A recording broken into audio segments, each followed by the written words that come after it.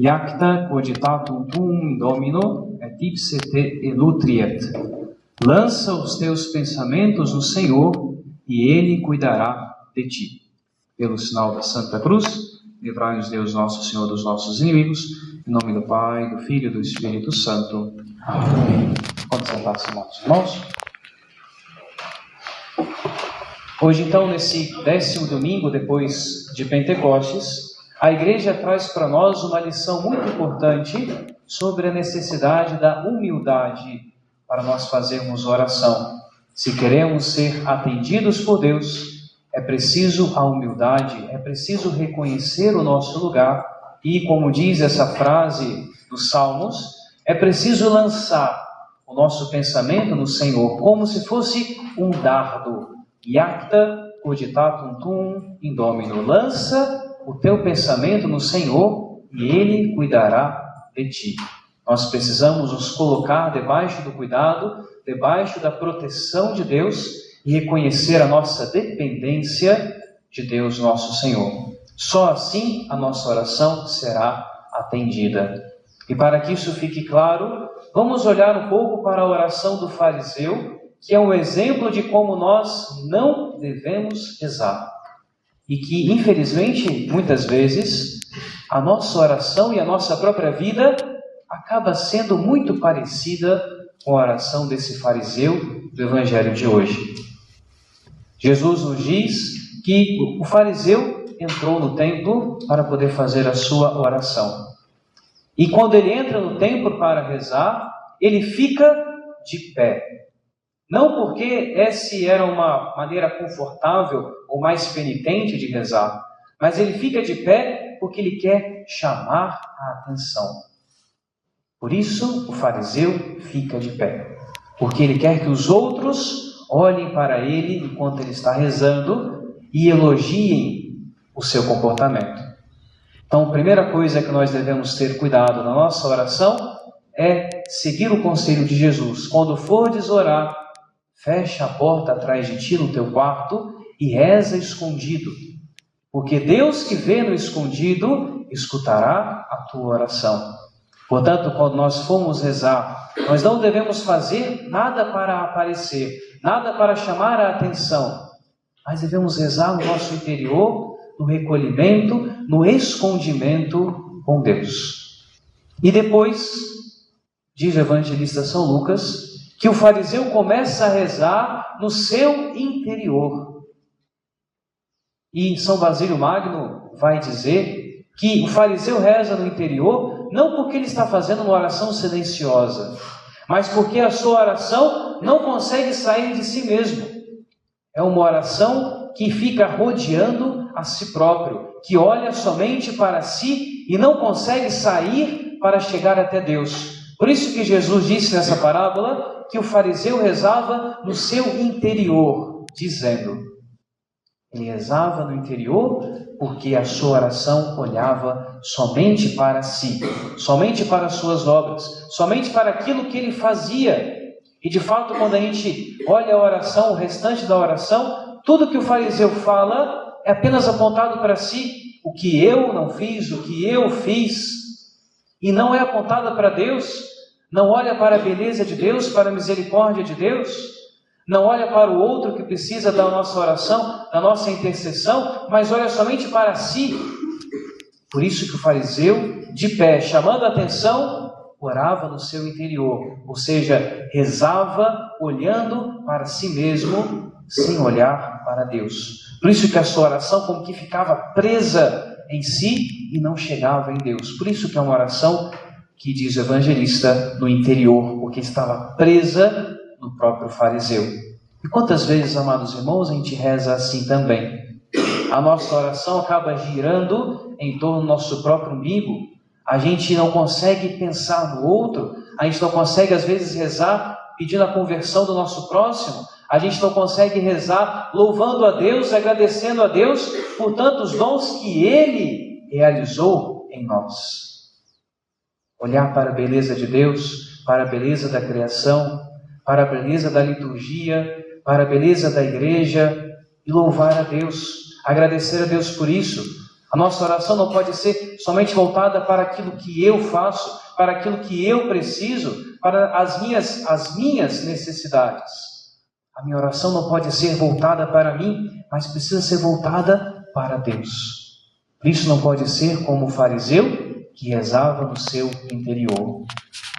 E depois, é interessante que Santo Agostinho nota que o fariseu ele faz duas listas. Primeiro ele faz uma lista daqueles pecados que ele diz não ter, que ele vê nos outros, mas julga que não possui. E depois ele faz uma lista das virtudes que ele acha que tem. Não é? Primeiro o fariseu começa dizendo: Senhor, eu vos dou graças. Olha que interessante, né? Como que orgulhoso consegue dar graças a Deus, porque eu não sou como os demais homens. Eles são ladrões, eles são injustos, eles são adúlteros, mas eu não sou. Às vezes, amados irmãos, na nossa oração e na nossa vida, a gente inventa muitas desculpas e acaba não enxergando os pecados que nós temos.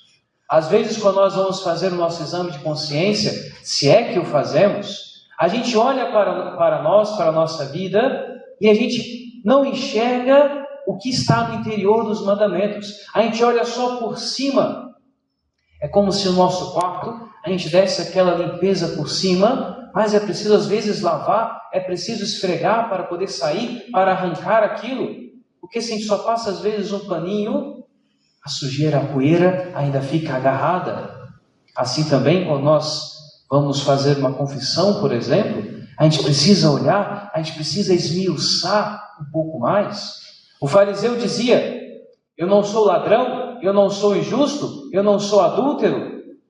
Quantas às vezes dizem, às vezes nós dizemos: eu nunca roubei ninguém, eu nunca matei, eu nunca traí a esposa, eu nunca traí o meu esposo.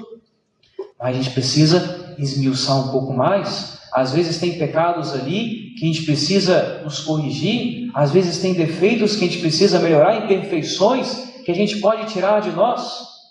Por exemplo, tudo bem, você nunca roubou ninguém, nunca assaltou ninguém, você não é o ladrão, correto?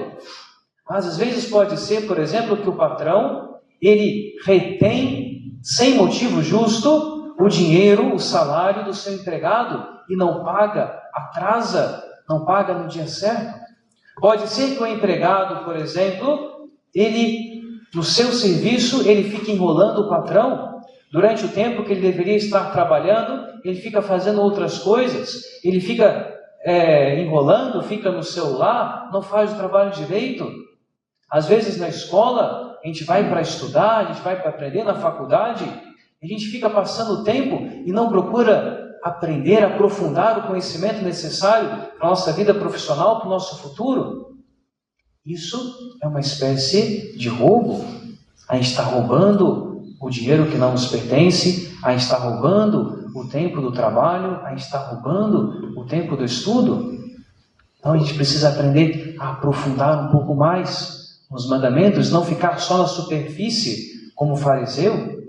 Muito bem, você não é injusto, mas quantas vezes você faz julgamentos? Quantas vezes você comete injustiça no pensamento? Não sou adúltero, mas quantas vezes o seu olhar não é puro? O seu pensamento não é puro? Então a gente precisa aprender a olhar um pouco mais, a aprofundar um pouco mais nos mandamentos do Senhor, porque por trás ali escondem muito mais do que a gente vê.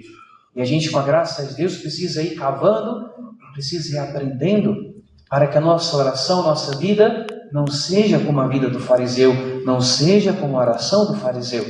Porque Deus escuta os humildes e dá a sua graça aos humildes. Mas Deus não escuta, pelo contrário, Deus rejeita, Deus afasta aquele que é soberbo, aquele que é orgulhoso. E depois o fariseu, ele começa a dizer um monte de virtudes que ele acha que tem.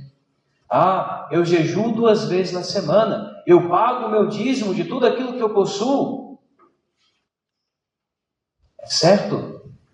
Às vezes a gente acaba sendo como o fariseu, no sentido de que às vezes a gente tem a tentação de achar que o que a gente fez já está bom o suficiente. Eu vou na missa todo domingo, está ótimo. Eu rezo o meu texto todo dia, está ótimo. Mas será que é só isso? Será que não falta um pouco mais de generosidade? Será que você não poderia dar um pouco mais para Deus? Melhorar a sua atenção na oração, a oração da manhã quando você acorda, agradecer a Deus a noite que você teve, pedir a Deus um dia possa correr bem na graça de Deus, à noite agradecer a Deus o dia que passou, pedir a Deus o bom descanso, o estabelecimento das suas forças. A gente pode ter um pouco mais de generosidade na nossa oração, não ficar apenas preso naquelas fórmulas. Durante a semana, talvez a gente vá para o trabalho, vá para a escola, passa em frente a uma igreja, a gente poderia entrar um pouquinho para fazer uma pequena visita a Jesus sacramentado que está ali, esperando a sua oração, a sua visita. A gente pode ter um pouco mais de generosidade para com Deus, para que a nossa oração, a nossa vida, não seja como a do fariseu, mas seja como a do publicano, humilde, simples, reconhecendo a grandeza de Deus e a nossa miséria, para pedir perdão e para que a gente possa se aproximar então com confiança do coração de Deus. Como diz a oração da coleta de hoje, é uma oração que tem uma frase em latim que é muito impactante, muito bonita: Deus, qui onipotentiam tuam, parcendo maxime et miserando manifestas. Ó Deus, que a sua onipotência é mostrada de modo mais excelente, de modo mais perfeito, quando perdoa e quando tem misericórdia. É Deus que mostra o seu poder, que manifesta o seu poder quando Ele nos perdoa, quando Ele nos alcança a misericórdia, a salvação. Por isso que a gente se aproxima com confiança do coração de Jesus. Por isso que a gente se aproxima com confiança com Deus na nossa oração. Não porque a gente merece, não porque nós fazemos boas obras, não porque a gente se esforça, mas porque Deus nos ama e Deus manifesta o seu poder se aproximando de nós, nos perdoando, nos alcançando a graça da salvação. São Gregório Magno vai dizer que são 3 os pensamentos do orgulhoso. Em primeiro lugar, o orgulhoso pensa que ele é a fonte de todos os bens. Ou seja, de que tudo que ele faz é bom e nada daquilo que ele faz está errado. Ele não consegue reconhecer os seus erros, os seus pecados. O segundo pensamento é que ele começa a desprezar os outros. Para que ele possa se sentir superior, ele começa a falar mal dos outros, começa a desprezar os outros, começa a apontar os defeitos do próximo. E o terceiro é quando o orgulhoso pensa que ele já fez o suficiente, que já está bom, não precisa de mais. Existe na tradição católica uns ditos dos padres do deserto que nós chamamos de apofitegmas. E a gente pode pegar esses pequenos trechos, são pequenas vezes ditados ou pequenas historinhas que nos ajudam a ilustrar um pouco e também a ter um pouco mais de devoção. São os padres do deserto, são os primeiros monges do cristianismo, aqueles que no começo do cristianismo, nos primeiros séculos, foram no deserto e muitas vezes viviam como eremitas, afastados de todos da sociedade, para se dedicar à oração, à penitência, à contemplação, e às vezes eles se reuniam em pequenos mosteirozinhos, pequenas comunidades, para poder viverem juntos assim. E conta-se que existia um desses monges do deserto que se chamava Serapião. E Serapião era um monge muito piedoso, fazia longas vigílias durante a noite, fazia muita penitência, jejuava quase todos os dias da semana, só comia muitas vezes um único pedaço de pão durante todo o dia. E ele era admirado por isso, muitos se aproximavam dele para pedir conselhos. E uma noite, Serapião teve um sonho. E nesse sonho, ele escutou uma voz que dizia: muito bem, Serapião, olha como você reza, olha como você faz tanta penitência, tanto jejum. Não tem ninguém aqui que reza como você, nenhum monge aqui faz penitência como você. Com certeza, Deus está satisfeito com aquilo que você está fazendo. E Serapião acordou, assustado com aquilo, mas ao mesmo tempo, todo cheio de si. Nossa, recebi um grande elogio nesse sonho. E ele foi contar então para o abade o sonho que ele teve. E o abade, que já tinha mais de 90 anos, muito sábio, muito experiente, disse para ele: você vai na vila que está do outro lado do rio. Lá você vai conhecer um pastor de cabras chamado Marcos. Passe o dia inteiro com ele e depois você volta. Serapião achou aquilo muito estranho, mas ele obedeceu. Atravessou o rio, foi na vilazinha, encontrou o pastor de cabras chamado Marcos e começou a acompanhá-lo durante o dia.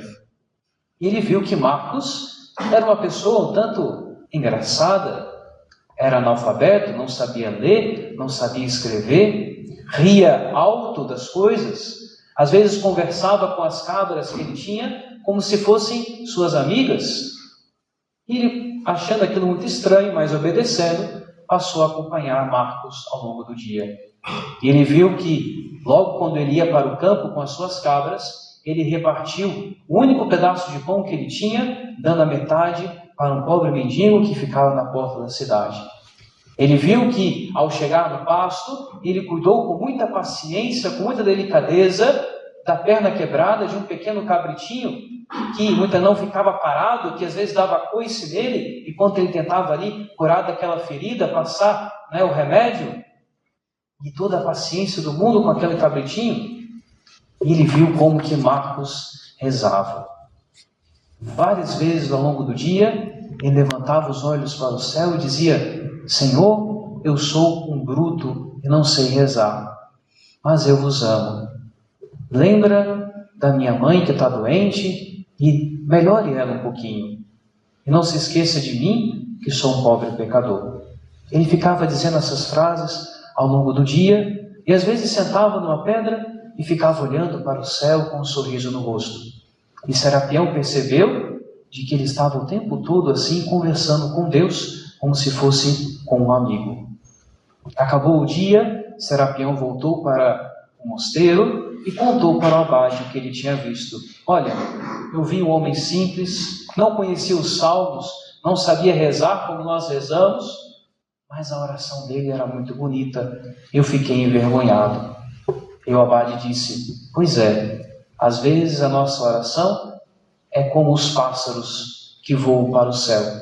E existem dois tipos de pássaros. Existem aqueles pássaros que querem voar o mais alto possível como as águias, só que quando chegam lá em cima, começam a rodar, admirando o seu próprio voo e não querem mais pousar na mão de Deus. E existe às vezes uma pombinha muito frágil, ferida, que vai voando e vai deixando o vento soprar, auxiliada pelo vento, e consegue chegar num lugar seguro para poder se curar. A nossa oração tem que ser como uma pomba que confia no Espírito Santo que nos guia, que nos conduz. Que a tua oração, Serapião, meu irmão, seja como a oração, seja como o voo de uma pomba. E assim, naquela noite, depois que os monges terminaram de cantar as completas, ele foi para o seu quarto e fez a melhor oração de toda a sua vida. Ele disse: meu Deus, tem piedade de mim, porque nem rezar eu sei. Vamos pedir hoje à Virgem Maria, nossa mãe, que ela nos ensine a rezar. Não a multiplicação das orações, mas uma oração humilde como a do publicano, reconhecendo a nossa miséria, reconhecendo a nossa pequenez, o nosso pecado, pedindo perdão a Deus e pedindo cada vez mais a graça de sermos conduzidos pelo Espírito Santo para alcançarmos a graça da felicidade um dia no céu. Que não sejamos como o fariseu, orgulhoso na nossa oração e na nossa vida. Em nome do Pai, do Filho e do Espírito Santo. Amém.